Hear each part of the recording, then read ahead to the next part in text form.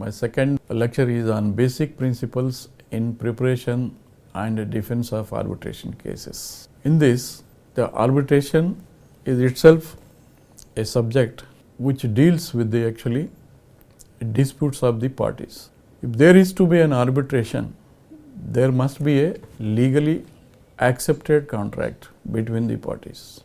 If there is a contract legally accepted between the parties and the arbitration is one of the clause in that contract, then any party which has disputes, objections of the other party, then he may proceed for the arbitration. In the arbitration, it may be of a single sole arbitrator arbitration, or it may be a arbitral tribunal.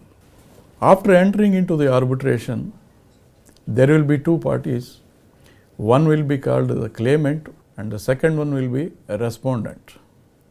After entering into the arbitration, generally sole arbitrator asks the parties to submit their claims and counterclaims and statement of case and any substantial court judgments to substantiate their claims. After having received the statement of case or claimant's claims, what generally other party do? The respondent first examine the claims. On which basis he will examine? Whether the claim submitted by the claimant is within the contract.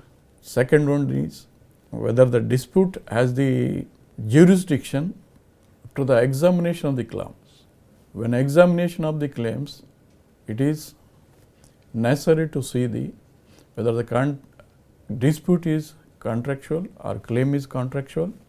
That claim was referred to the concerned authority, whether they agreed or disagreed. Then later on, it has to be seen whether the dispute is arbitrable and arbitrator has the jurisdiction to this dispute referred by the claimant. And one more thing you have to see that whether this dispute is barred by any applicable statute of limitation. Just like in MES contracts, generally we have the 6A condition of general conditions of contract, where certain things of the contract prevails over the other provisions. This has to be seen before replying or before making any pleadings in defense with the. While observing or making any statement of claims from the MES side, we generally have the claims. At the time of making a statement of claims on behalf of the government, the claims should be specific.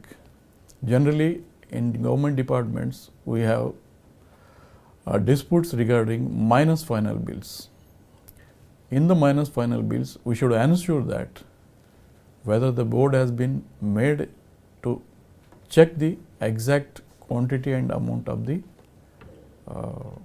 overpaid money, then it is the cost. Then second one is actually defects rectification cost. In this also, it has to be ensured whether board has been made and cost has been arrived at. And third one is generally interest, which will be pre-light and pendent light and the future interest also. And this must be observed that as per the Indian Interest Act, it should be a prevalent interest, not on any exorbitant amount of interest. And the last one will be cost of arbitration, because sometimes we generally never invoke any arbitration for any contract. At that time, you have to ask the arbitrator for the unnecessary dragging the department into the arbitration. We need the cost of arbitration. Then later on receipt of the claims from the claimant, department has to examine those claims in detail.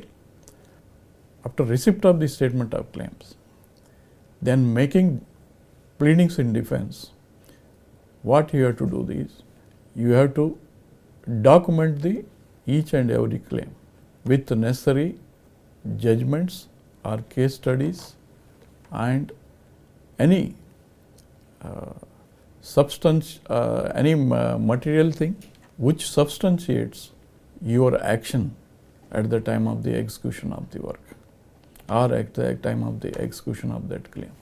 Lastly, in case of the interest, you have to always plead for the prevalent rate of interest at the time of the arbitration. Thank you very much.